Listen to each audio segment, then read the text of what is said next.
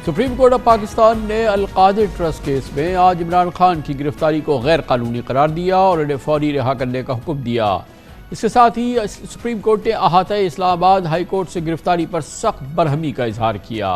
फैसले के फौरन बाद इमरान खान ने कारकुनान को पुरअमन रहने की हिदायत की और मुल्क में एहतजाजी सरगर्मियाँ रोक दी गईं।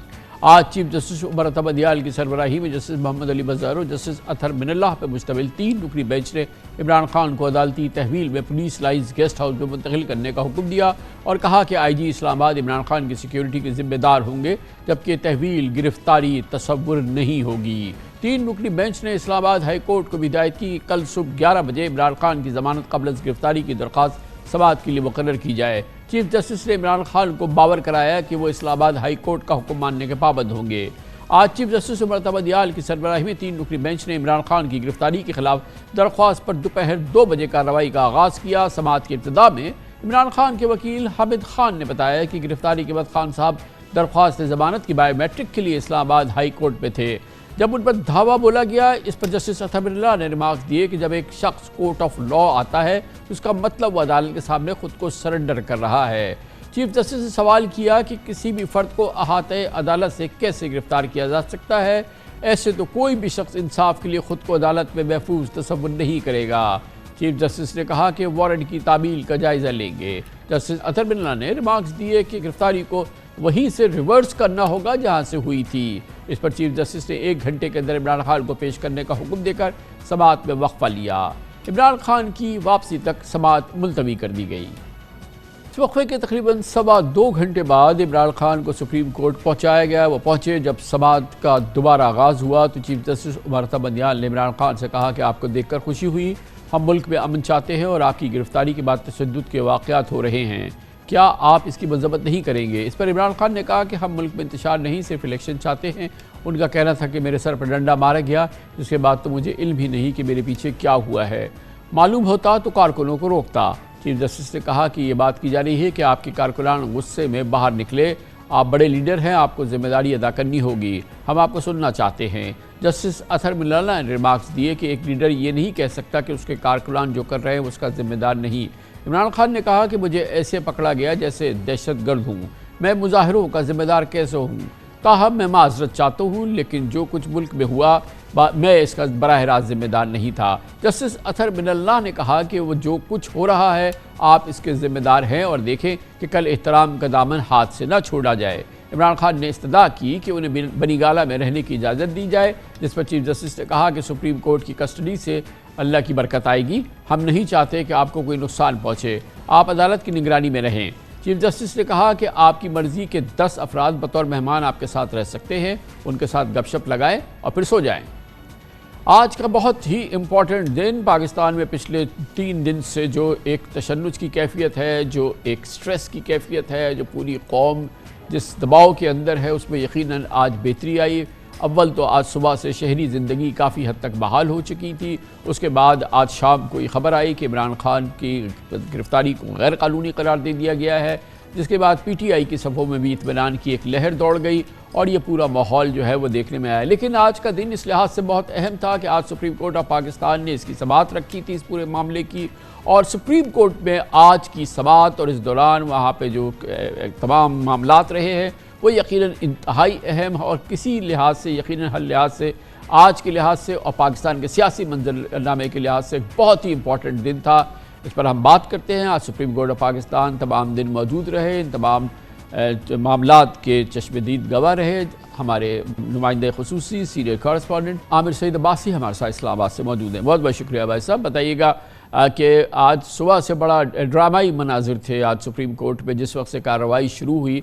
पहली बात तो ये कि बेंच में आज जस्टिस अतहर मिनल्लाह को शामिल किया था। चीफ जस्टिस ऑफ पाकिस्तान ने जस्टिस मोहम्मद अली बज़दार के साथ खुद मौजूद थे और फिर इस दौरान जैसे ही इस पर समाअत शुरू हुई तो पिछले 2 दिन के वाक़यात के हवाले से बड़े क्रिटिकल रिमार्क्स आने शुरू हुए। तो इब्तिदा से ही ये जो आज की समाअत थी, ये एक एक लम्हा इसका बहुत ही दिलचस्प था। बिल्कुल कामरान साहब, सुप्रीम कोर्ट ऑफ पाकिस्तान ने जब ये बेंच ही तश्कील दिया था जिसमें खुसूसी तौर के ऊपर जस्टिस अतहर मिनल्लाह जो इस तरह के जो नैब के केसेस हैं, नैब लॉज के ऊपर, कॉन्स्टिट्यूशन के ऊपर उनकी बहुत बड़ी ग्रिप है और वो बहुत तफसील से इस तरह के केसेस के ऊपर, जब वो इस्लामाबाद हाई कोर्ट में थे तब भी वो इसको ड्रैकोनियन कह चुके थे इन नैब कवानीन को, जो उस वक्त भी जिन केसेस उनके पास समाअत के लिए मुकर्रर किए जाते थे, खुसूसी तौर के ऊपर उन्हें बेंच में शामिल किया गया। और उसके बाद जब समाअत हुई तो उस सारी सूरत हाल में अहम रिमार्क्स थे कि जो अदलिया की तकरीम और इज़्ज़त को कॉम्प्रोमाइज़ किया गया इस वारंट गिरफ्तारी की तामील करते हुए जब इमरान खान को गिरफ़्तार किया गया, ये वो बुनियादी सवाल था। साथ में अदालत ने यह भी कहा कि क्या किसी को अदालत में जब वो सरेंडर कर दे तो क्या किसी इदारे को इख्तियार दिया जा सकता है कि वो उसको आकर वहाँ से पकड़े और लेके चला जाए। यूँ तो अदलिया में जो सरेंडर करने का और लोगों का अदलिया पर एतमाद है और इंसाफ के यकीन है, यूँ वो मुतज़लज़ल करने की एक कोशिश होगी। लिहाजा इन सवालात के साथ अदालत ने नैब को ये कहा कि आपने जो तमाम तरह एक्शन लिया, वारंट जारी करना, वारंट की एग्जीक्यूशन, ये बादी उन नज़र में खिलाफ कानून था, क्योंकि दौरान समाअत नैब ने यह भी माना कि इमरान खान को इस पूरे केस में एक नोटिस जारी हुआ था और जिसका उन्होंने जवाब भी दिया था। तो अदालत ने कहा कि ये कैसे हो सकता है कि एक नोटिस के बाद आप उनको वारंट जारी कर देते, और वारंट भी आप 1 मई को जारी कर रहे हैं और 8 मई तक आपने उसको संभाल के रखा और आपने इंतज़ार किया कि इमरान खान इस्लामाबाद हाई कोर्ट में आए और वहाँ पर ये इनकी गिरफ्तारी अमल में लाई जाए। तो इस सारी सूरत हाल में अदालत ने उस बुनियादी सवाल को भी एड्रेस किया और ये कहा कि आइंदा कभी भी कोई मुल्ज़िम अगर अदालत था कि जब एक तो अदालत ने कहा कि इमरान खान को पेश किया जाए और फिर जब वो पेश हो गए तो वो मंज़र बहुत इम्पॉर्टेंट है कि वो वहाँ पहुँचे और उसके बाद वो सुप्रीम कोर्ट की कोर्ट नंबर 1 में पहुँचे, चीफ जस्टिस की अदालत में पहुँचे। वो मंज़र बड़े इंपॉर्टेंट और बहुत ही दिलचस्प थे जब इमरान खान सुप्रीम कोर्ट के कोर्ट नंबर 1 में इस सुप्रीम कोर्ट की 6 रुकनी बेंच के सामने पेश हुए। बिल्कुल कामिल साहब, बहुत कॉन्फिडेंस के साथ आए इमरान खान पुलिस सिक्योरिटी में। जब उन्हें लाया गया कोर्ट रूम नंबर 1 में तो उसके बाद वो जब चीफ जस्टिस ने कहा कि खान साहब आप रोस्टम पर आएँ तो इमरान खान आने लगे, तो चीफ जस्टिस ने कहा कि हम तो हामिद खान साहब को बुला रहे थे, चले हम आपको भी सुनेंगे। लेकिन इस तमाम तर प्रोसीडिंग्स में 3 बुनियादी बातें थी। आज की जो कार्रवाई थी उसमें पहली तो ये कि इस सारी प्रोसीडिंग्स में अटर्नी जनरल और एडवोकेट जनरल ने कोई मुखालफत नहीं की जब सुप्रीम कोर्ट ऑफ पाकिस्तान ये राय दे रही थी कि क्यों ना हम इस सारे प्रोसीडिंग्स को रिवर्स कर दें और इमरान खान का जो मामला है उसको हाई कोर्ट को रिमांड कर दें कि वो मेरिट के ऊपर इस जमानत को सुने। दूसरा, जब इमरान खान ने गिला किया कि मेरे ऊपर सैकड़ों मुकदमात दर्ज कर दिए गए, तो इस मौके के ऊपर भी जस्टिस हैदर मिनल्ला ने उन्हें याद दिलाया कि आपके दौर में मैं chief justice Islamabad high court था और ऐसे ही लोगों के खिलाफ मुकदमात दर्ज होते थे, ह्यूमन राइट्स की वायलेशंस होती थी, हम उनकी निशानदेही करते थे, लेकिन आपने कभी उसके ऊपर तवज्जो नहीं दी। उसके बाद इमरान खान की तरफ से ये भी कहा गया कि जो मुकदमात दर्ज किए जाते हैं उसमें मारपीट, तोड़ फोड़ की जा रही है, कारकुनान को गिरफ्तार किया जाता है, लीडरशिप को गिरफ्तार किया जाता है। इस सारी प्रोसीडिंग्स के एंड पर चीफ जस्टिस ऑफ पाकिस्तान ने कहा, इमरान खान साहब हम आपसे अपील करते हैं कि आप एक बार फिर स्टेट्समैन लीडरशिप का मुजाहरा करें, तमाम सियासी क़यादत जो है वो मिल बैठे और मुज़ाकरात के ज़रिए इस जो एक तसादुम की सी कैफियत है इसका हल निकालें। लिहाजा आज की प्रोसीडिंग्स में एक बार फिर chief justice of Pakistan justice Umar Ata Bandial ने इमरान खान से अपील की कि वो भी मुज़ाकरात का रास्ता अपनाएं, तसादुम और झगड़े की तरफ ना जाएं, और उनके जो कारकुनान इस रिएक्शन में सब कुछ कर रहे हैं जिसमें तोड़ फोड़, सरकारी अमलाक को नुकसान, तो ये बताइए कि इस आज के इस इन अहकामात का रिटन किया है, इसमें जो इस्लामाबाद हाई कोर्ट का फैसला था chief justice Islamabad high court का, जिसमें कि इनकी गिरफ्तारी को कानूनी करार दिया गया था, इसको गैर कानूनी करार दिया गया है। इस तरह से एक तरह से ये एक स्नब है उस फैसले का जो इस्लामाबाद हाई कोर्ट के चीफ जस्टिस साहब ने दिया था इमरान खान की गिरफ्तारी के हवाले से। जी बिल्कुल कामरान साहब, जो मेन केस था जो आज सुप्रीम कोर्ट ऑफ पाकिस्तान में ज़ेर समाअत था वो उसी ऑर्डर को चैलेंज किया गया था इस्लामाबाद हाई कोर्ट के। चीफ जस्टिस और दीगर दोनों जजेस ने वाज़े तौर पर कहा कि इमरान खान की जो गिरफ्तारी थी वो गैर कानूनी थी, उसमें न सिर्फ संगीन कवायद की खिलाफ वर्जी की गई बल्कि SOPs को वायलेट किया गया और अदालत की इज़्ज़त और तकरीम को भी नुकसान पहुँचाया गया और जो लोगों का एतमाद था उसको भी ख़त्म किया गया, और साथ में ये जो इंसाफ की राह में एक रुकावट डालने के मुतरादिफ था।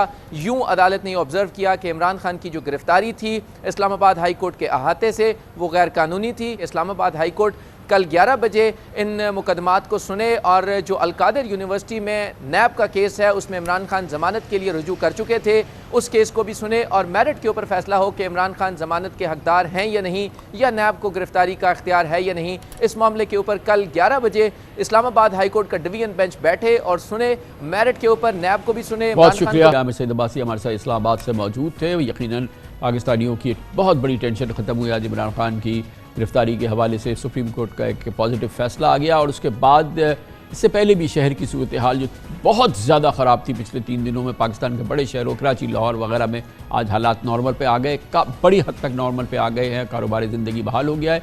इसका पूरा अहवाल लेते हैं, हालात की नॉर्मलसी की भी आपको खबर देते हैं छोटे से वक्त।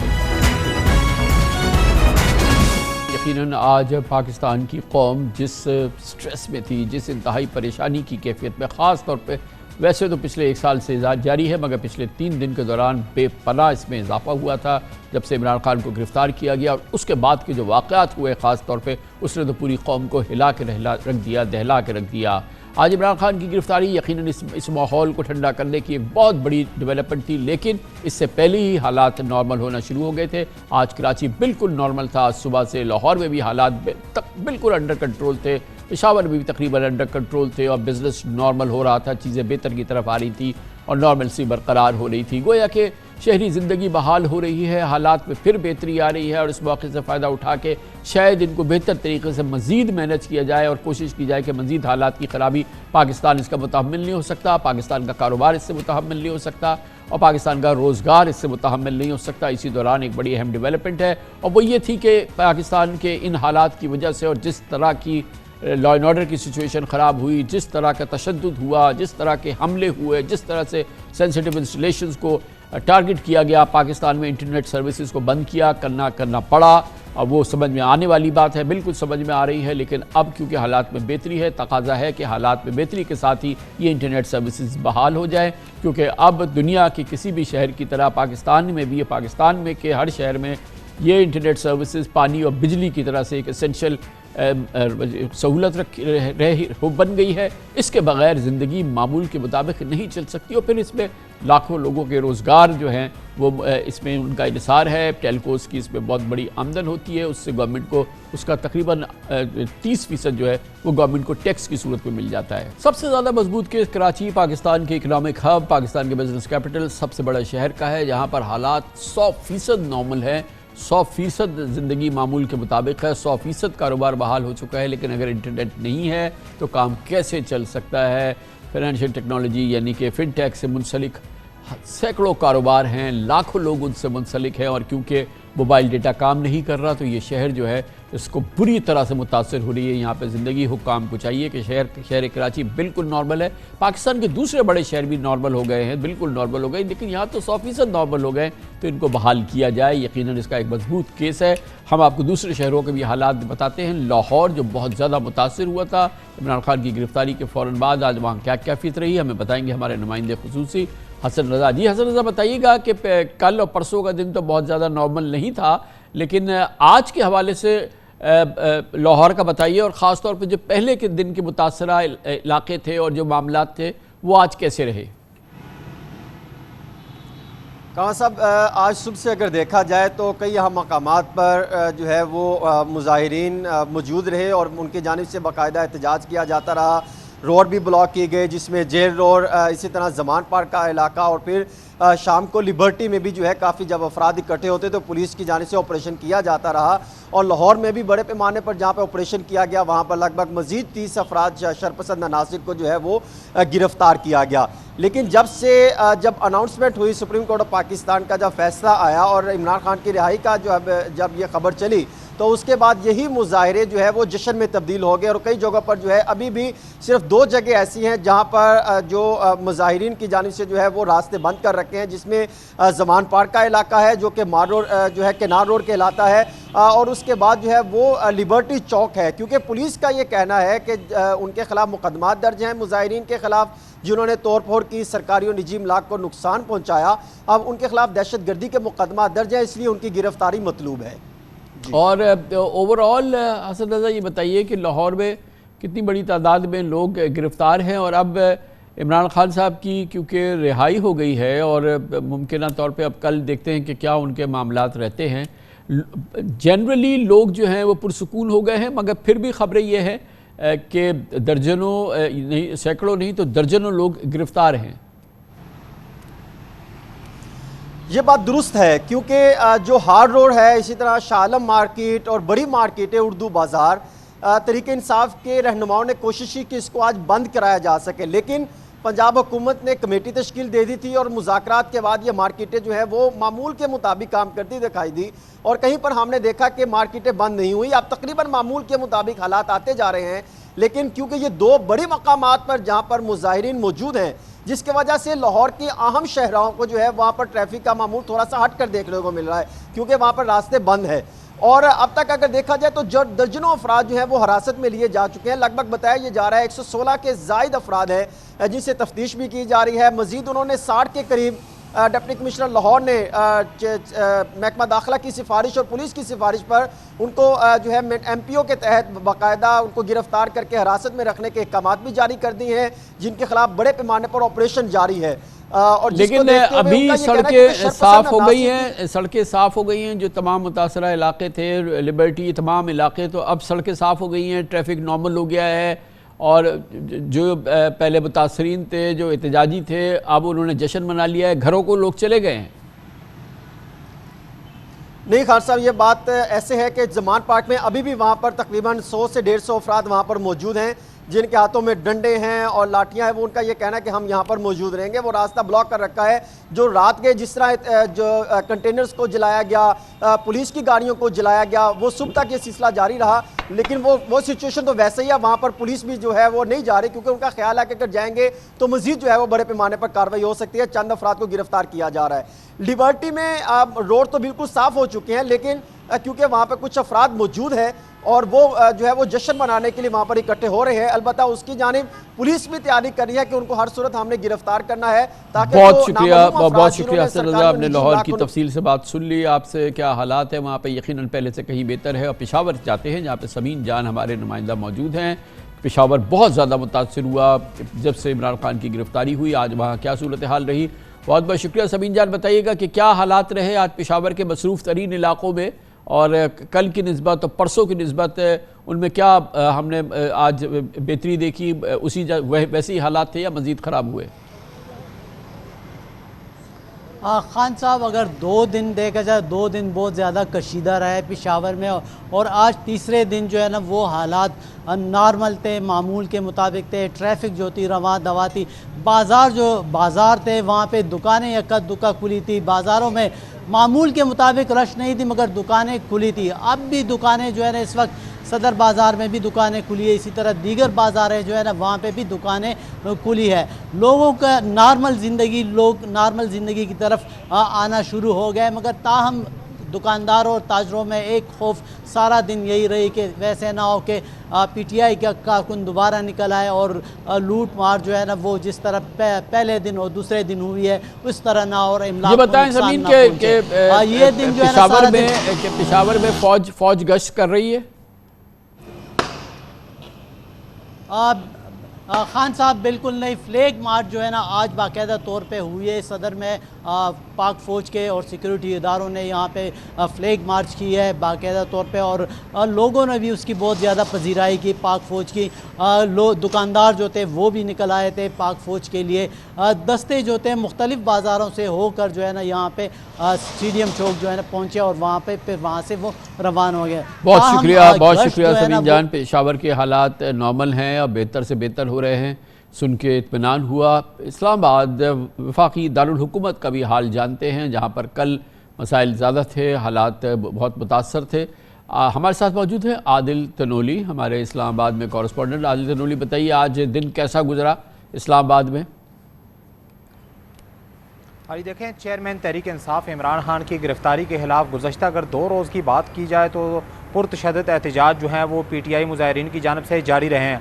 आज का भी पूरा दिन तकरीबन जो है वो बिल्कुल नॉर्मल रहा है, लेकिन शाम को जब चेयरमैन PTI इमरान खान उनको सुप्रीम कोर्ट के अंदर पेश किया गया तो उस वक्त एक बड़ी तादाद मुजाहिरीन की जो है वो D चौक के ऊपर पहुँची है, और उसी दौरान पुलिस का और मुजाहिरीन का आमना सामना हुआ है, जिसमें पथराव भी किया गया है, ताहम पुलिस की जानब से शेलिंग करके मुजाहिरीन को मुंतशिर किया गया है। लेकिन ये तमाम तर सूरत हाल है जो है ये सिर्फ 1 घंटे के अंदर कंट्रोल की गई है। मुतअद्दिद कारकुनान जो हैं उनको आज पुलिस की जानब से हिरासत में भी लिया गया है। अगर शहर में ट्रैफिक की बात की जाए तो तमाम सड़कें जो हैं वो इस वक्त खुली हैं, मामूल के मुताबिक निज़ाम ज़िंदगी जो है वो चल रहा है। सिर्फ एक सड़क जो है पुलिस लाइन हेड क्वार्टर की, उसको अभी भी पुलिस की जानब से बंद किया गया है। सिर्फ इसी वजह से बंद किया गया है कि बताया गया है कि ताकि कोई भी गैर मुतल्लका गाड़ियाँ जो हैं वो इस सड़क के ऊपर ना आ सकें। इमरान खान की सिक्योरिटी की बिना पर जो है वो पूरा हेड क्वार्टर जो इतराफ़ जो एरिया है उसको सील किया गया है। बाकी ओवरऑल वफाकी दारुल हुकूमत इस्लामाबाद की तमाम शाहराएँ जो हैं वो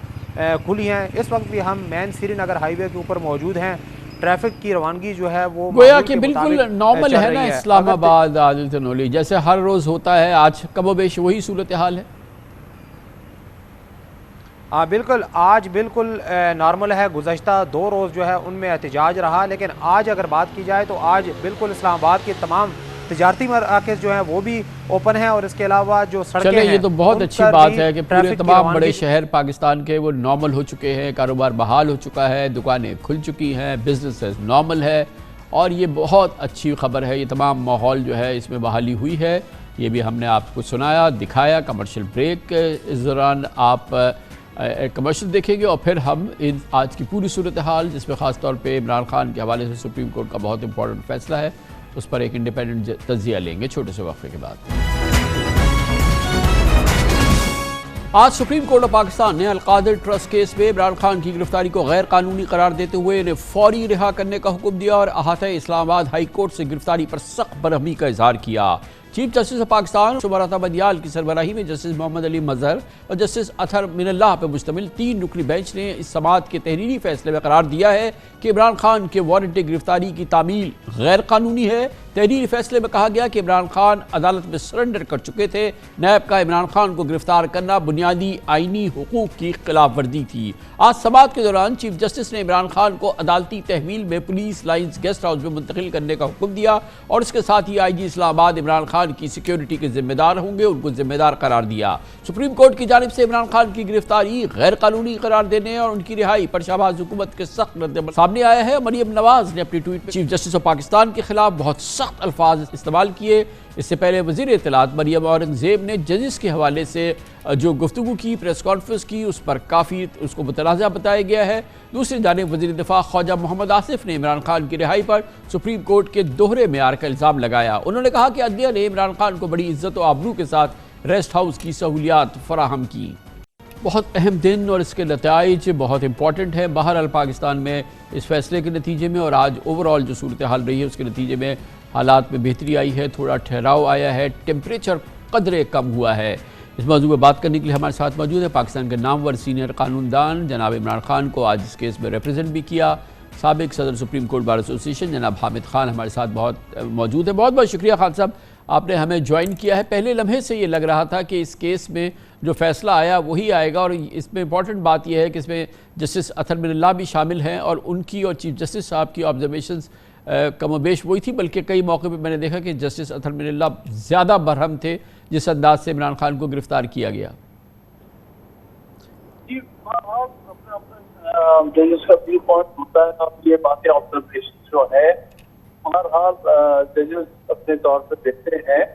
इसमें जो अच्छी बात ये है कि सिर्फ इमरान खान को नहीं मिला, मैं समझता हूँ कि अवाम को रिलीज किया गया है कि आइंदा से अदालतों के हाथों से गिरफ्तारियां नहीं होंगी, लोगों को उठाया नहीं जाएगा कि अदालतों का एहतराम बहुत जरूरी है, इसकी बहुत जरूरी है। और इसलिए 2 चीजों को मद्देनजर रखते हुए एक वो फैसला दिया गया है जिससे अवाम को भी फायदा होगा, सबको फायदा होगा कि आइंदा से अदालतें जो है वो सेफ हेवन होंगी उन लोगों के लिए जो इंसाफ देने के लिए वहाँ पहुँच जाएंगे।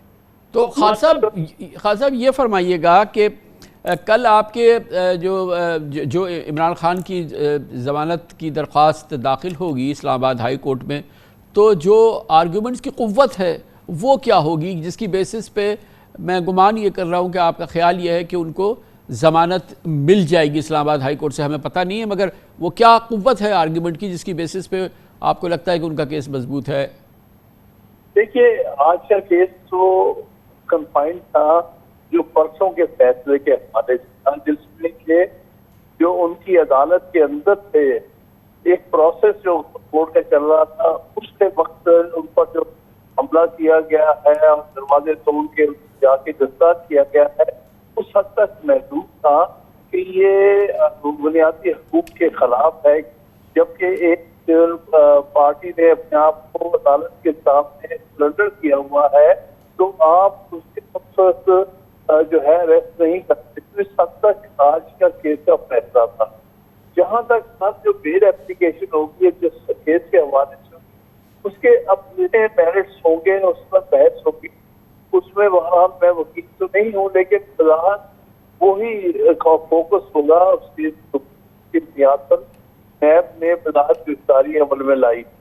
तो जाहिर है कि हम लोग को करते हैं कि अदालत जो भी फैसला इस्लामाबाद हाई कोर्ट करेगी वो बिल्कुल दुरुस्त और अवामी हकूक को सामने रखते हुए, बुनियादी हकूक सामने रखते हुए वो फैसला किया जाए। तो खान साहब, जो रिमांड के दौरान खान साहब के साथ जो दूसरी अदालती सरगर्मी हुई, एक तो उनके खिलाफ तोशाखाना का फ़र्द जुर्म आयद हो गई, दूसरी चीज़ ये कि उनका फिर रिमांड था, और वो रिमांड तो ज़ाहिर है कि वो तहलील हो गया, लेकिन वो जो फ़र्द जुर्म उन पर आयद हो गई है तोशाखाना में, जिसमें कि उनके वकील के एतराज़ात थे वो मुस्तरद हुए, वो उसकी तो परमानेंस है, वो तो अब दायर हो गई ना, फ़र्द जुर्म तो आयद हो गई।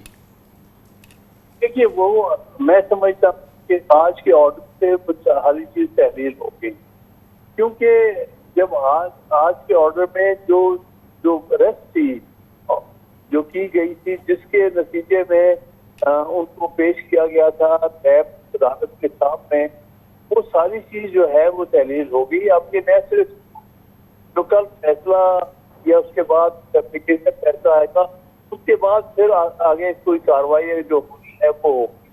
तो अभी तक जिस बुनियाद पर जो हाई कोर्ट के फैसला था, उसकी बुनियाद पर जिसमें के अरेस्ट को उन्होंने जायज करार दिया था, वो मजीद कार्रवाई नैब कोर्ट के और जिसमें रिमांड किया गया। गोया आप ये फरमा रहे हैं खान साहब कि इमरान खान की गिरफ्तारी के बाद जो कुछ हुआ है, जब तक वो नैब की तहवील में रहे हैं, इंक्लूसिव ऑफ जो उनके हवाले से जुडिशल प्रोसेस हुआ है, ये तमाम मामला जो हैं, क्योंकि उनकी गिरफ्तारी जो है वो गैर कानूनी हुई है, उसके बाद जो कुछ हुआ है उसकी अब कोई कानूनी अहमियत नहीं है या हैसियत नहीं है। बिल्कुल सही, ऐसी ही बात है, क्योंकि जो उसकी बुनियाद थी वो सारी कार्रवाई की जो बात में हुई है, नैब कोर्ट ने ऑर्डर हुआ, वो ही बुनियाद जो है वो अदालत ने खत्म कर। इस वक्त क्या पोजीशन है खान साहब, इमरान खान साहब की? वो पुलिस लाइंस के गेस्ट हाउस में पहुंच गए हैं, उनके अपने गेस्ट वहां पर हैं, क्या ताज़ा खबर है? कि वो यही सुप्रीम कोर्ट ने यही कहा है कि ये सबर होंगे कि सुप्रीम कोर्ट की कस्टडी में है, इनको उनकी फैमिली भी मिल सकती है, इनके वकील मिल सकते हैं, इनको दोस्त भी मिल सकते हैं। तो उस हद तक उन्होंने उन्हें क्योंकि आज़ाद कर दिया है, रिहा कर दिया है, सिर्फ उन्हें एक रात के लिए उन्होंने जब तक हाई सामने पेश ना किया जाए तब तक के लिए सुप्रीम कोर्ट की जो है कस्टडी में रखा है। थैंक यू सर, बहुत बहुत शुक्रिया। जनाब हामिद खान हमारे साथ मौजूद थे। पॉइंट ऑफ नो रिटर्न नजर आया पीर को जब इमरान खान को गिरफ्तार कर लिया गया। ये सूरत हाल ने जिस तशद्दुद को जन्म दिया, जिस रिस्पॉन्स को जन्म दिया, जिस रद्द-ए-अमल को जन्म दिया, उसने यकीनी तौर पर पाकिस्तानियों को दहला के रख दिया। ख़ास तौर पर जो वाक़यात जिसमें सेंसिटिव इंस्टॉलेशंस को निशाना बनाया गया और फ़ौजी तनसीबात को निशाना बनाया गया, ये तमाम मामलात इंतहाई कशीदा कर दिए इसने मामलात को, हालात को। पाकिस्तान के जो जारी सियासी बहरान है, माशी बहरान, और इस दौरान आपने देखा कि पाकिस्तानी रुपए की कदर में पिछले 3 दिन के दौरान 5% मज़ीद कमी हो गई है, और जो कि बहुत ही मुश्किल और एक गंभीर सूरत हाल है पाकिस्तान की मईशत के हवाले से। और इस मौजूदा हालात में माहिरीन कहते हैं कि IMF प्रोग्राम की बहाली की उम्मीदें अगर कुछ छोटी मोटी थी तो वो भी कम हो रही हैं, ख़त्म हो रही हैं। मगर बहरहाल आज कुछ बेहतरी के आसार ये हुए, एक तरफ तो पाकिस्तान के शहरों में मामूल की ज़िंदगी सुबह से बहाल होनी शुरू हो गई, फिर शाम को सुप्रीम कोर्ट ऑफ पाकिस्तान का फैसला आया जिसमें इमरान खान की गिरफ्तारी को गैर कानूनी करार दे दिया गया और उनके रिहाई के अहकाम जारी कर दिए गए। यकीनन इससे दर्जा हरारत में वो दर्जा हरारत जो हमने पीर के रोज़ देखा था उसमें कमी आई है, मगर देखना यह है कि जो हालात में बेहतरी आई है या जो दर्जा हरारत में कमी आई है इससे कोई उम्मीद निकल सकती है या नहीं, ये एक बहुत इंपॉर्टेंट सवाल है। क्योंकि पाकिस्तान को बहरहाल किसी न किसी किस्म का कोई समझौता चाहिए, कोई तस्फिया चाहिए और हालात में बेहतरी का कोई रास्ता चाहिए, क्योंकि इस बंद गली से निकलने का एक ही रास्ता है कि अफहाम व तफहीम से काम लिया जाए। क्या कोई इसकी गुंजाइश बन सकती है और मौजूदा पिछले 48 घंटों के वाक़यात और आइंदा आने वाले वाक़यात पाकिस्तानियों के लिए कोई उम्मीद की किरण दिखा रहे हैं, ये जानने की कोशिश करेंगे। हमारे साथ पाकिस्तान की Namvar senior journalist, news analyst, अपना बहुत उम्दा प्रोग्राम होस्ट करती हैं मोहतरमा नसीम ज़हरा हमारे साथ मौजूद हैं। बहुत बहुत शुक्रिया नसीम ज़हरा साहबा। ये बताइएगा कि परसों तो ऐसा लग रहा था कि एक बिल्कुल तबाहकुन सूरत हाल है, उसकी मज़ीद हम एक्सप्लेनेशन की दरकार नहीं है, लेकिन बहरहाल आज टेम्परेचर बड़ा कम हुआ। एक तो स्ट्रीट्स जो हैं नॉर्मल हुई कराची, लाहौर, पेशावर वगैरह में, और फिर शाम को जो है वो इमरान खान जो है वो रिहा हो गए हैं। ज़ाहिर है जो PDM के लोग हैं, जो हुकूमत है, वो बहुत ज़्यादा एंग्री है, वो बहुत ज़्यादा इस बारे में उनको शायद बिल्कुल किसी सूरत से खुशी नहीं हो रही। और फिर फजलुर रहमान साहब ने कहा है कि कल वो लोगों को सड़कों पर निकालेंगे। ये सारी सूरत हाल, तो आपको क्या लग रहा है नेक्स्ट फ्यू डेज़? देखिए, एक तो ये कि यकीनी तौर पे टेम्परेचर कम हुआ जब इमरान खान को उन्होंने कहा कि ऑर्डर जो था अरेस्ट जिस तरीके से वह इलीगल है, he is gone back now, वापस गए हैं वहीं पुलिस लाइंस, गेस्ट हाउस 10 लोगों को ले गए साथ, वहाँ रात उनके साथ लोग रहेंगे। तो एक PTI के हवाले से हमने देखा कि यकदम जगह जगह जो उनके प्रोटेस्ट थे आज शाम के लिए भी वो डिसाइड हुए थे, वो शेड्यूल उनको भी कॉल ऑफ कर दिया, तो वहाँ एक टेम्परेचर डाउन हुआ। दूसरी तरफ जैसे आपने खुद कहा कि जो इस वक्त गुस्सा हुकूमत की तरफ से है, और सबसे पहले आए फील्ड में मौलाना फजलुर रहमान साहब, नॉट अनएक्सपेक्टेड। हुकूमत की तरफ से देखिए, अब ये जो ऑडियो लीक्स आई हैं 2, अभी मैं प्रोग्राम्स पे आने से पहले मैं वो सुन रही थी गौर से और मैं लोगों से बात करी थी। एक तो जो मुसर्रफ चीमा साहबा के साथ है, there is nothing to it. जो दूसरी है तारिक रहीम साहब और ये क़य्यूम सिद्दीकी के दरमियान, उसमें वो जो कह रहे हैं तारिक रहीम साहब के जी ये होगा और उसके बाद चीफ जस्टिस साहब मार्क कर देंगे वापस इस्लामाबाद हाई कोर्ट को, और फिर वो इस्लामाबाद हाई कोर्ट के चीफ जस्टिस को मार्क करेंगे। इमरान खान ने तो रिफ्यूज किया हुआ है चीफ जस्टिस के पास, तो वो फिर एक और जज का नाम लिया कि उधर जाएंगे। तो उससे लोगों ने सवाल उठाने शुरू किए कि क्या कोई मुबैना तौर पे मैच फिक्सिंग है, ये कैसे होगा? लेकिन देखिए, मैं सिर्फ ये आपसे पूछना चाहता हूँ, क्योंकि जाहिर है कि आपकी अपनी एक बड़ी अंडरस्टैंडिंग है कि ये बात जैसे आपने सुनी, मैंने ऑडियो नहीं सुनी, आपसे अभी जो गुफ्तगू सुनी है, मगर क्योंकि मैं आज सारा दिन फॉलो कर रहा था, तो जो इन मामलात पे जो कमेंट्स, जो गुस्सा, जो बरहमी जस्टिस अतहर मिनल्लाह की थी, वो तो पहले मिनट से ऐसा लग रहा था कि ये जो है ये मामला जो है, इसका जो अंजाम हुआ है, जो हुक्म आया है, इसी पे जाएगा। तो सिर्फ justice chief justice of Pakistan की बात नहीं, आप जस्टिस अतहर मिनल्लाह जो कि सबके लिए बिल्कुल काबिल कबूल हैं, आप उनके कमेंट्स देख लें। जी मैं ये मुकम्मल करने लगी थी ये बात कि ये मैं कह रही थी कि ये जो ऑडियो है उसके हवाले से अगर आप थोड़ा जब कोर्ट में आते हैं तो जस्टिस अतहर मिनल्लाह जो कि यानी कि उनको कोई नहीं कह सकता कि वो किसी की साइड पे है या कोई किसी चीज में मुबैना तौर पे इन्वॉल्व है, वो तो उनका पहले दिन से बड़ा क्लियर कट पोजीशंस रही हैं, आपको पता है। तो उन्होंने जिस तरीके से, और उन्होंने इमरान खान साहब के साथ भी सख्ती की कि जी ये नहीं हो सकता कि आप कहें कि जो अटैक हो रहे हैं वो आपको पता नहीं, as a leader you should know, you are responsible. और फिर कल के हवाले से जो बात की कि आपको टाइम पहुंचना है, और ये तो मेरा मतलब कि उनका बेंच पर होना और फिर उनकी जो ऑब्जर्वेशंस थी, उससे तो जो आप बात कह रहे हैं वो दुरुस्त है कि it undermines to some extent जो ऑडियो में गुफ्तगू होती है जिससे कि सवाल उठते हैं। बट बहरहाल वो audio is in the field, तो उस पर तो जाहिर बातचीत होगी। लेकिन सवाल ये कि मेरा ख्याल है कामरान साहब, मुझे लगता है कि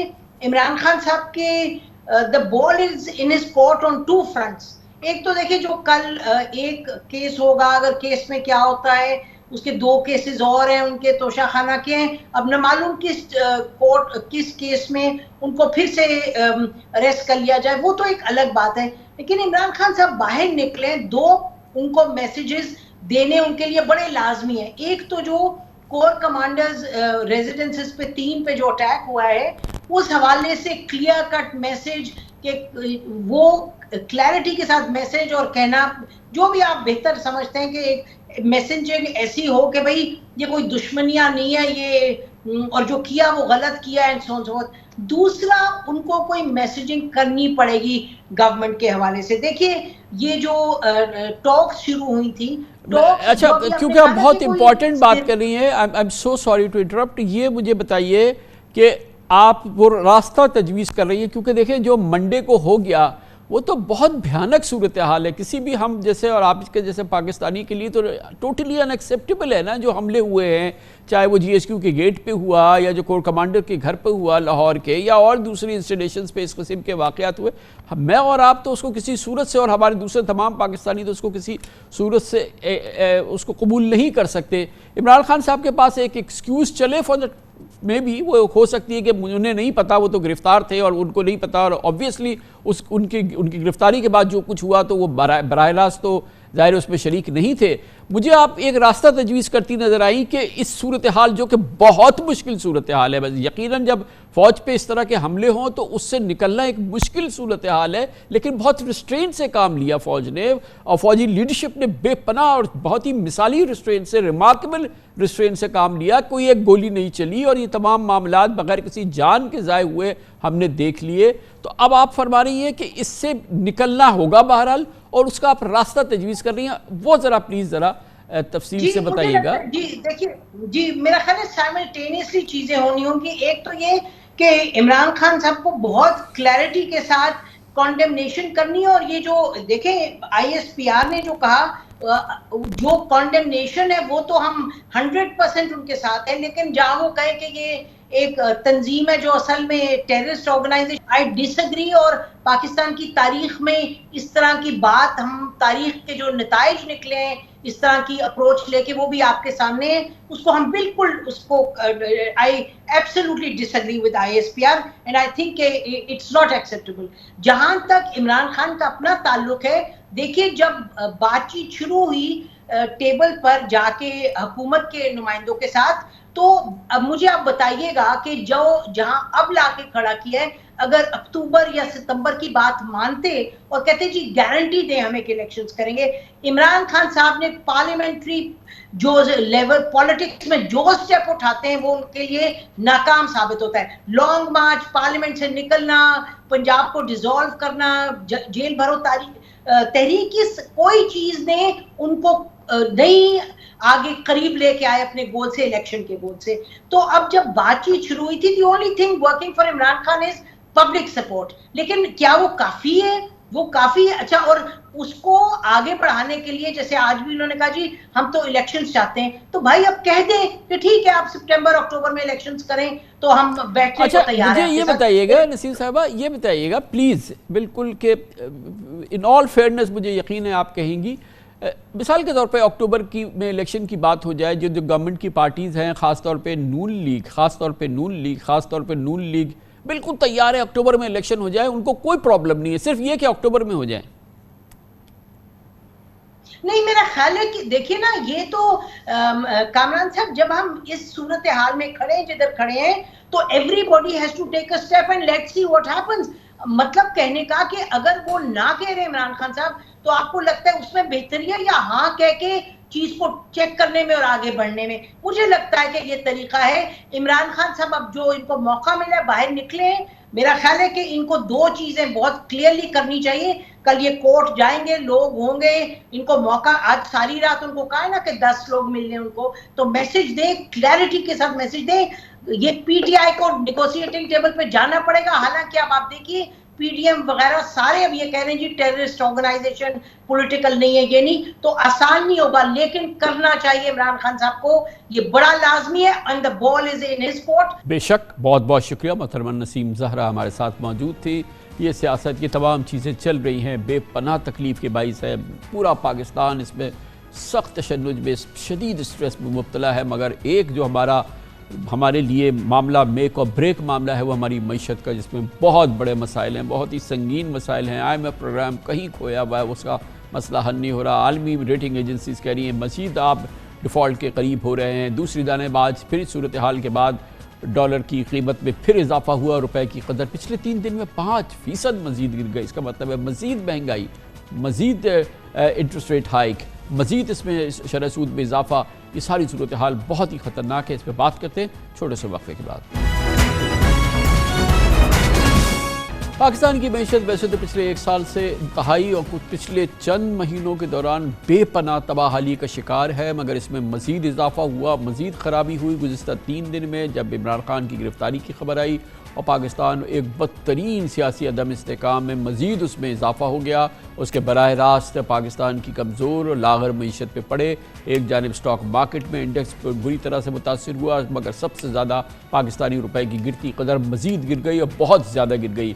आज पाकिस्तान में डॉलर अपनी तारीख की बुलंद तरीन सतह पर है। इंटरबैंक में सिर्फ आज के दिन डॉलर की कीमत पे 8 रुपये 71 पैसे इजाफा हो गया, जिसके बाद इंटरबैंक में सरकारी तौर पे यानी डॉलर 298 रुपये 93 पैसे में बंद हुआ, जबकि 4 कारोबारी दिनों के दौरान डॉलर 15 रुपये 34 पैसे महंगा हो गया, यानी इसमें 5.3% इजाफा हो गया। वज़ीर ख़जाना इसहाक़ डार को 200 रुपये पर लाने का दावा जो हम इससे पहले सुना करते थे, अब उसका जिक्र हम दूर दूर नहीं सुनते।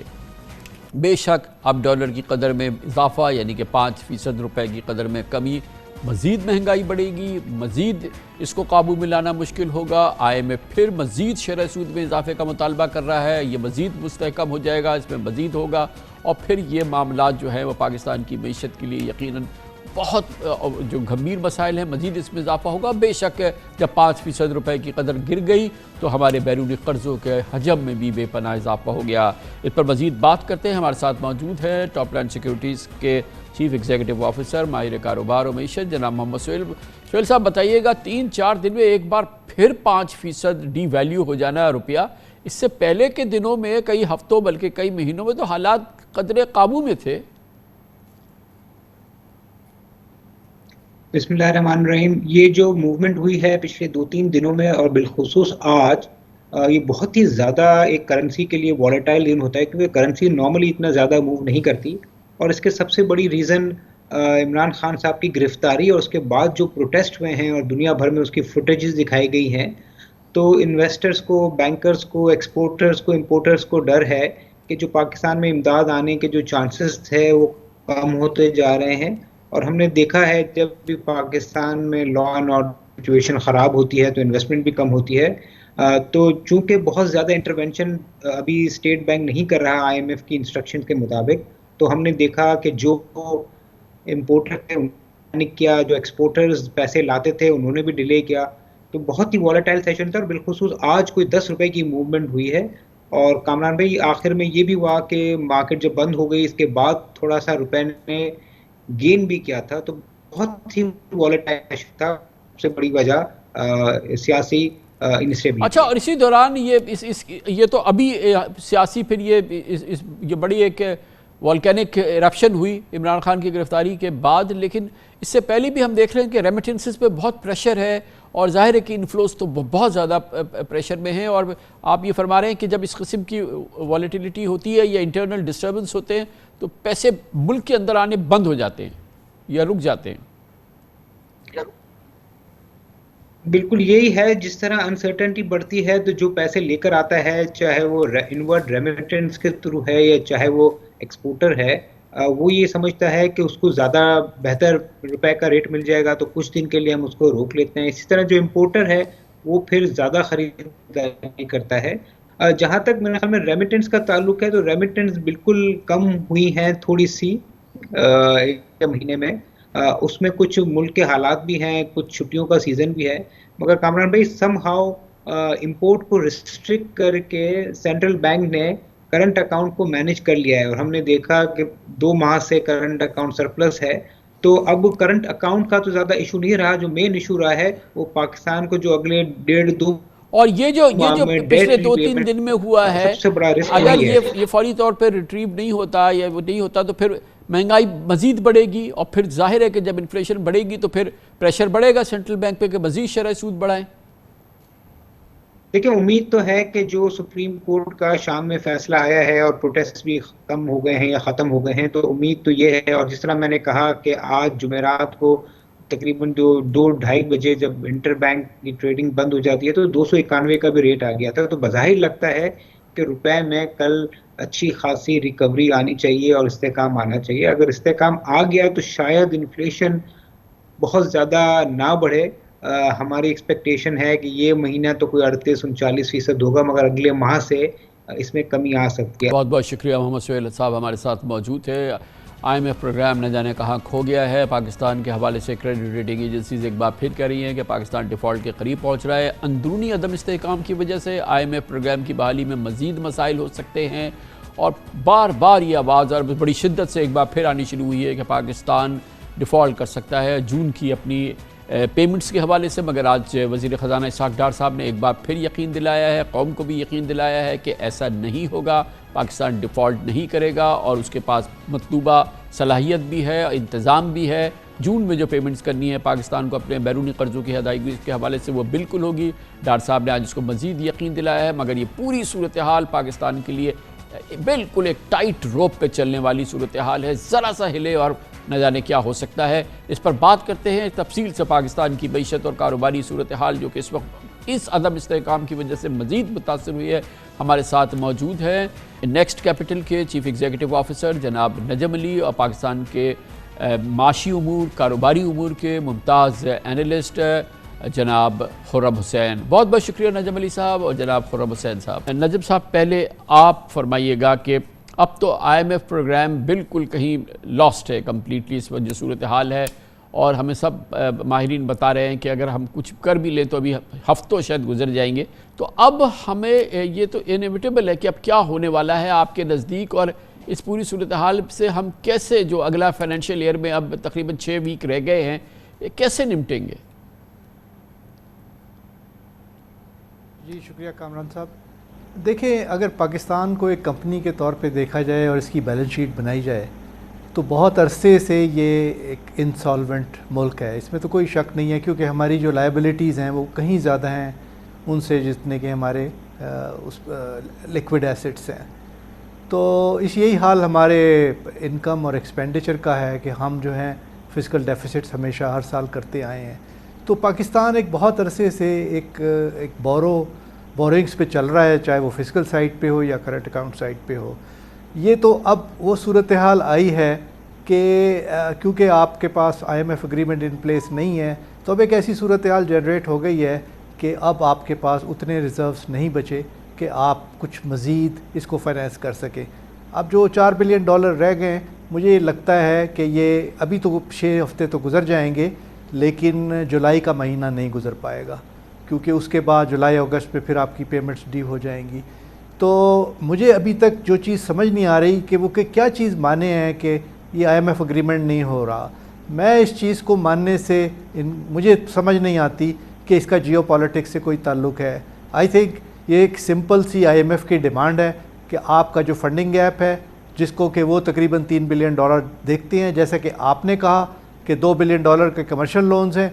सिर्फ फ़र्क ये है कि गवर्नमेंट का शायद ये कहना है कि आप ये SLA कर लें तो हम ये अमाउंट्स ले आएंगे, और वो ये डिमांड कर रहे हैं कि नहीं आप पहले लेके आएं। इसमें इम्पॉर्टेंट बात यह है खुर्रम साहब, मैं अब आपसे पूछूंगा कि ये जो गैप है, ये जो $3 बिलियन ये $3.5 बिलियन का जो गैप है, IMF अच्छी तरह से जानता है कि पाकिस्तान को अगर वो कमर्शियल बैंक्स के पास जाना है तो जब तक ये IMF प्रोग्राम नहीं होता या SLA नहीं होता तो वो बात भी नहीं कर सकता, क्योंकि पाकिस्तान की क्रेडिट रेटिंग एजेंसीज ने जो पाकिस्तान की रैंकिंग वो तो बहुत ही कम कर दी है। तो हम तो बोरो करने के सकत ही नहीं रखते हो, क्योंकि जिन रेट्स पे हम बोरो हमें ऑफ़र होगा वो हम ले ही नहीं सकते। तो ये IMF अच्छी तरह से जानता है। दूसरी जानिब पर पाकिस्तान अब इस तरफ जा नहीं सकता, और अगर ये चीज़, ये गैप पूरा नहीं होता तो IMF कहता है कि क्योंकि आपकी एक्सटर्नल लायबिलिटीज़ का एक गैप पूरा नहीं हो रहा तो हम प्रोग्राम नहीं दे रहे। चिकन एंड एग सिचुएशन है। मगर नजम साहब ये कहते हैं कि इसमें कोई जियोपॉलिटिक्स नहीं है। अगर नहीं है तो फिर क्या है? कामरान साहब, आई थिंक वही है जो नजम साहब कह रहे हैं। मुझे भी यहाँ पे कोई ख़ास जियो पॉलिटिक्स नज़र तो नहीं आ रही है, अलबत्ता पाकिस्तानी साइड से बार बार इसको जियो पॉलिटिक्स की शक्ल देने की कोशिश की जा रही है। ये एक इकोनॉमिक प्रॉब्लम है और हम लोग आई थिंक माजी में हर इकोनॉमिक प्रॉब्लम को के लिए जियो पॉलिटिकल सोल्यूशंस ढूंढते आए हैं कि अमेरिका के साथ अगर हम किसी अलायंस में हैं तो उनके थ्रू कुछ पैसे मिल जाते थे या वो कुछ अरेंज करके दे दिया करते थे हमें, सऊदी अरब के साथ हमें वहाँ से मिल जाया करते थे। और एक आदत सी बन गई है पाकिस्तान की रूलिंग क्लास में कि जब कोई माशी प्रॉब्लम आपके सामने आए तो आप अपने बैरूनी मुल्क के जो भी दोस्त हैं या एलाइज हैं उनकी तरफ मुड़ के कहें कि भाई ये मसला हमें हल करके दे दो, और बाहर से वो आके हल कर देते हैं। इस दफ़ा दोबारा वही कोशिश की जा रही है लेकिन अब कोई मदद आ नहीं रही बाहर से, मेनली आई सपोज़ क्योंकि किसी को अब इतनी ख़ास ज़रूरत नहीं रही पाकिस्तान की। अफ़गानिस्तान से अमेरिकन फ़ौजी चले गए हैं, कोई इतने बड़े पाकिस्तान में स्टेक्स किसी मुल्क के नहीं है, ना कोई इतनी बड़ी फॉरेन इन्वेस्टमेंट एट स्टेक है। सब कह रहे हैं कि माशी मसला है, आप इसका माशी हल निकालें, और वो अब किया नहीं जा रहा पाकिस्तान के रूलिंग एलीट से। और एज अ रिज़ल्ट ये IMF प्रोग्राम, मैं एग्री करता हूँ आपसे कि ये तो अब मुझे तो काफ़ी पहले लगना शुरू हो गया था कि ये ख़त्म हो गया। आई डोंट थिंक कि अब से लेके जून तक, ये तो एक्सपायर जून में हो रहा है ऑलरेडी, आज क्या हम लोग मिड मई में तो ऑलरेडी पहुँचने वाले हैं। अब और ख़ास तौर पे अब जिस किस्म के हालात पैदा हो गए हैं हमारी सड़कों पे कि इन हालात में किसी किस्म का अब एग्रीमेंट पैदा होगा, तो I think we are now in that situation. बिल्कुल एक बंद गली में हम खड़े हैं नजम साहब, तो कोई क्या ऑप्शन है, हम इससे कैसे निकलें गिवन जो इस वक्त हमारी पॉलिटिकल सिचुएशन है, गिवन कि इस पॉलिटिकल सिचुएशन में IMF प्रोग्राम 30 जून तक होना बहुत ही मुश्किल है, गिवन कि जो एक्सटर्नल हमारा गैप है वो पूरा नहीं हो सकता, तो करें तो क्या करें? कामरान साहब, सबसे जो अनफॉर्चुनेट बात है वो यही है कि इस पूरी लड़ाई में, चाहे उसमें कसूरवार कोई भी है, कोई भी पाकिस्तान को की जो मुल्की मफादात हैं उस तरफ नहीं देख रहा। अब सारे इसी आपस की लड़ाइयों में लगे हुए हैं। मुझे तो ये लगता है कि इलेक्शन में जो भी पार्टी जाना चाहती है, चाहे वो रूलिंग कोalition हो, उनको तो IMF एग्रीमेंट सूट भी नहीं करेगा एट दिस स्टेज, क्योंकि अब जो नया IMF एग्रीमेंट करना है आफ्टर दिस रिव्यू, जो कि फ़ाइनल रिव्यू रहता है, उसके बाद तो इतनी टफ़ कंडीशंस पाकिस्तान को लगेंगी कि पाकिस्तान जो रूलिंग कोalition अगर उसे लगाएगा तो ये इलेक्शन में किस मुंह से जाएगा उन कंडीशंस के साथ। तो मुझे लगता है कि अब तो पॉलिटिकल रीजंस की वजह से भी ये एग्रीमेंट नहीं होगा। पाकिस्तान के पास कोई चॉइस नहीं है, अपना डिफ़ॉल्ट डिक्लेयर करे और जाके रीस्ट्रक्चर करे, इससे पहले अब किसी चीज़ की गुंजाइश नहीं है। तो खुर्रम साहब ये बताइए कि नजम साहब कह रहे हैं कि IMF तो अब होने से रहा 6 हफ्ते में, और अगर हो भी तो हुकूमत चाहेगी, क्योंकि जो आज की हुकूमत है उसके लिए इलेक्शन ईयर है कि वो एक टफ प्रोग्राम ले और उसके बाद वो इलेक्शन बजट दे, ये नामुमकिन होगा। तो अब फिर नजम साहब कहते हैं तो इसका हल ये है कि आप डिफ़ॉल्ट डिक्लेयर करें, हाथ खड़े कर दें, रीस्ट्रक्चर करें, और आप इस पूरे मामले में एक वो कॉल दें। हालांकि उसकी अपनी कॉस्ट होगी कि भाई इस गवर्नमेंट ने दिवालिया करा दिया पाकिस्तान को। आप समझते हैं अब इसके अलावा कोई रास्ता नहीं है पाकिस्तान के पास, खुर्रम साहब? नहीं, इसके अलावा है रास्ते। कामरान साहब, आई डोंट थिंक अभी इस पोजीशन में पाकिस्तान है कि हम डिफ़ॉल्ट खुद डिक्लेयर कर दें या अभी खुद भी जाके डेट रीस्केड्यूलिंग मांगने शुरू कर दें। अलबत्ता कई हमारी जो डेट की जो कैटेगरीज़ हैं उधर शायद छोटी मोटी किस्म की कोई लिक्विडिटी मैनेजमेंट ऑपरेशन टाइप की गुंजाइश हो सकती है, जिसको भी एक डेट रीस्केड्यूलिंग कहा जा सकता है। मैं अभी देख रहा हूँ 1999 में जिस मोड़ पे पाकिस्तान खड़ा था, एक्चुअली आजकल एग्जैक्टली वही सिचुएशन है जो तब थी। ये प्रोग्राम तो काफ़ी हद तक लग रहा है कि अब ख़त्म हो चुका है। अब इसके बाद एक शॉर्ट टर्म प्रोग्राम साइन करना होगा और उसको इम्प्लीमेंट करने के लिए कोई एक ऐसी गवर्नमेंट की ज़रूरत होएगी जो समहाउ इलेक्शंस के ऊपर एक नज़र रख के अपने फैसले ना कर रही हो। उन दिनों में ऐसी गवर्नमेंट मिली थी इन द फॉर्म ऑफ कू। परवेज़ मुशर्रफ का जो हुआ था, इस दफ़ा हो सकता है इंटरिम गवर्नमेंट हो सके, शायद प्रोलॉन्ग्ड इंटरिम गवर्नमेंट हो, मुझे नहीं पता। लेकिन एक ये है रास्ता और ये माजी में भी हमने यूज़ किया है and it has successfully pulled us out of the situations. Najam sahab, आपके कमेंट इस रास्ते पे? कामरान साहब, देखें, हमारी जो अगले 2 साल की ग्रॉस फाइनेंसिंग रिक्वायरमेंट है ना, वो $52 बिलियन हैं। सो तकरीबन लगा ले $26 बिलियन जो अभी जुलाई से साल शुरू हो रहा है, $26 बिलियन इस साल चाहिए। हम तो $1-1 बिलियन को तरस रहे हैं यहाँ पर। यहाँ कैसे, ये मुझे बताएं ना कि इसमें अगर चले रोल ओवर्स भी अगर कुछ शामिल हैं, ये कहाँ से आएंगे पैसे? जब तक पाकिस्तान अपनी मेजर रिफॉर्म्स नहीं करता, अपनी बेल्ट टाइटनिंग नहीं करता और एक बुनियादी फैसले नहीं करता, जहाँ चाहे मैं समझता हूँ गवर्नमेंट ने अच्छा किया हुआ है, अगर इंपोर्ट को रिस्ट्रिक्ट किया हुआ है, ठीक है, उसकी हमें एक सज़ा मिल रही है इन्फ्लेशन की फॉर्म में, क्योंकि इंपोर्ट्स फिर किसी और रास्ते से आ रही हैं। लेकिन पाकिस्तान के पास कोई चारा नहीं है। अब आंखें बंद करने से कोई फ़ायदा नहीं है। आप डिफ़ॉल्ट किस चीज़ को कहते हैं? डिफ़ॉल्ट इस चीज़ को क्या अनाउंस करने से डिफ़ॉल्ट की सिचुएशन जो है अवॉइड हो जाएगी? पाकिस्तान तो इस वक्त डिफ़ॉल्ट की हालत में है। मुझे बताएं कहाँ से पे करेगा जुलाई अगस्त में पाकिस्तान पैसा, अगर IMF एग्रीमेंट ना हुआ? ब्लूमबर्ग ने अपनी रिपोर्ट में कल परसों जो बात की है वो यही तो की है कि अगर ना हुआ तो जुलाई अगस्त में पाकिस्तान के पास नहीं होंगे पैसे देने के लिए। तो अभी तो फिर हमारी तो एक और सिचुएशन है। ये तो ठीक है, अगर क्लोज टू बेहतर कोई पॉलिटिकल सिचुएशन हो या कहीं उसका रेजोल्यूशन हमें सामने नज़र आ रहा हो, हम तो क्वाइगमायर हमारा तो डीप होता चला जा रहा है और एवरी पासिंग डे आप देखेंगे हम कितनी मुसीबत में जा रहे हैं। और आगे फिर ये दिन है और इलेक्शन का साल है खुर्रम साहब, तो इसको फिर कैसे, यानी कि जो आपने पहले रेसिपी बताई थी वो तो आपने खुद फरमाया कि वो फ़ौजी हुकूमत आ गई थी और उसका टेक ओवर था और फिर उसका तो पता नहीं था कि कितने सालों के लिए है और वो अफोर्ड कर सकती थी मुश्किल फ़ैसले, मगर या तो अगले 3 महीने में इलेक्शन होने। हाँ, यही एक प्रॉब्लम है कि आई थिंक जब तक हमारी पॉलिटिकल सिचुएशन निहायत ही अनसर्टन रहेगी जैसे आजकल है, तो सामने कोई इकोनॉमिक पाथ हमें नज़र नहीं आएगा, कोई माशी रास्ता भी आगे नज़र नहीं आएगा। तो आई थिंक जब तक सर्टेनिटी पॉलिटिक्स में नहीं आती तो आई थिंक माशी रास्ते हम लोग हाइपोथेटिकली डिस्कस कर सकते हैं, लेकिन एज सच कोई उसका फ़ायदा है नहीं कि हम लोग क्या रास्ता लें और क्या ना लें।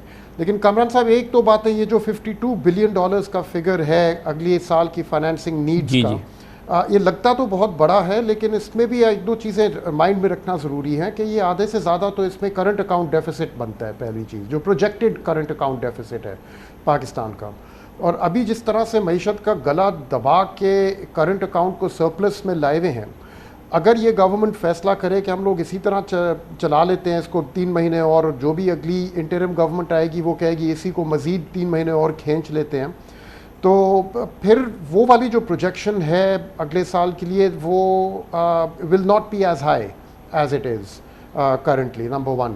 नंबर 2, बाकी जो आपकी एक्सटर्नल फाइनेंसिंग नीड्स में डेट सर्विस पेमेंट्स रह जाती हैं वो कोई लगभग अंदाज़न 20 अरब की हैं, उसमें से मुश्किल से कोई 4 या 5 अरब डॉलर हैं जो एक्चुअली पाकिस्तान को पे करने होंगे। शायद 6 अरब हो सकता है फिगर जो एक्चुअली पे करने होंगे। बाकी तो बायलैटरल कमिटमेंट्स हैं जिनको रोल ओवर किया जाता है, अभी जैसे जून में एक आ रही है।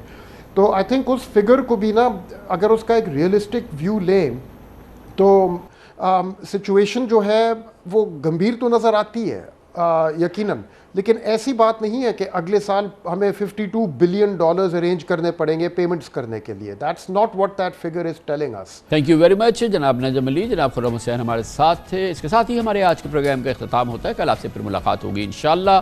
कल तक के लिए कामरान खान को इजाज़त। अल्लाह हाफ़िज़ नासिर।